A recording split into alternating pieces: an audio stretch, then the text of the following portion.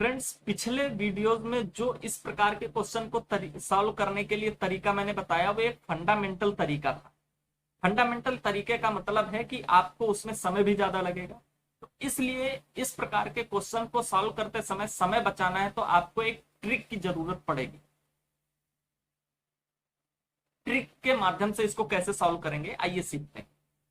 सबसे पहले आपको दो चीजों पर ध्यान देना है कि आमने सामने के शीर्ष बिंदुओं को देखना है। आमने सामने के शीर्ष बिंदु कौन कौन से हैं आपके? ए के सामने का शीर्ष बिंदु कौन है? डी। और बी के सामने का शीर्ष बिंदु है सी। इसमें से हमें ए बी सी के हमें निर्देशांक भी पता है और डी के निर्देशांक हमें ज्ञात करना है। तो हम आमने सामने के शीर्ष बिंदुओं को ले लेते हैं। ए के सामने का शीर्ष बिंदु है डी और बी के सामने का शीर्ष बिंदु है सी। इसके कोऑर्डिनेट हमें पता है। ए के कोऑर्डिनेट है -2, 3। डी का कोऑर्डिनेट हमें पता नहीं है और बी का कोऑर्डिनेट है आपका 3, 8 और सी का कोऑर्डिनेट है 6, 5। यहां तक कोई डाउट नहीं होना चाहिए। अब हम कंपैरिजन करा करके, तुलना करा करके हम ये देखते हैं कि क्या परिवर्तन आया है इसमें। अगर आप देखेंगे कि पॉइंट बी और सी में जो x का कोऑर्डिनेट है उसकी वैल्यू 3 से बढ़कर के 6 हो गई। यानी कि x के कोऑर्डिनेट में पहले 3 था, अब उसमें 3 बढ़ा करके जोड़ दिया गया तो अगली जो पॉइंट से उसमें 6 हो गया।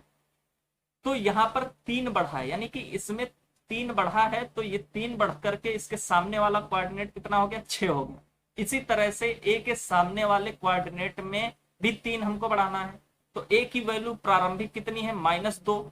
तो -2 में 3 बढ़ाया तो कितना हो गया? +1। तो ये x की वैल्यू कितनी हो जाएगी? +1। यहां तक कोई डाउट नहीं ना? जितना बढ़ा है उतना उसमें भी बढ़ा दीजिए। अगर घटता तो उसमें भी घटा देते। 3 इसमें बढ़ा है तो 6 हुआ, 3 इसमें भी बढ़ा देंगे तो 1 हो जाएगा। -2 + 1, -2 + 3 1।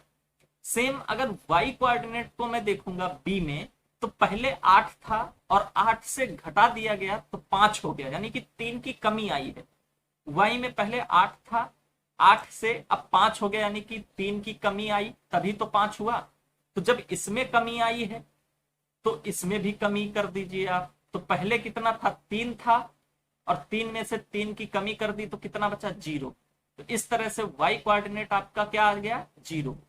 तो हम इस प्रकार कह पाएंगे कि जो पॉइंट डी है उसके कोऑर्डिनेट्स 1, 0 होंगे, है ना? पॉइंट डी के निर्देशांक जो हैं वो 1, 0 होंगे। तो ये थी आपकी ट्रिक। अगर आपको अच्छा लगा है, पसंद आया तो प्लीज लाइक करें, सब्सक्राइब करें, शेयर करें। Thank you. मिलते हैं नए वीडियो में एक नए कॉन्सेप्ट के साथ।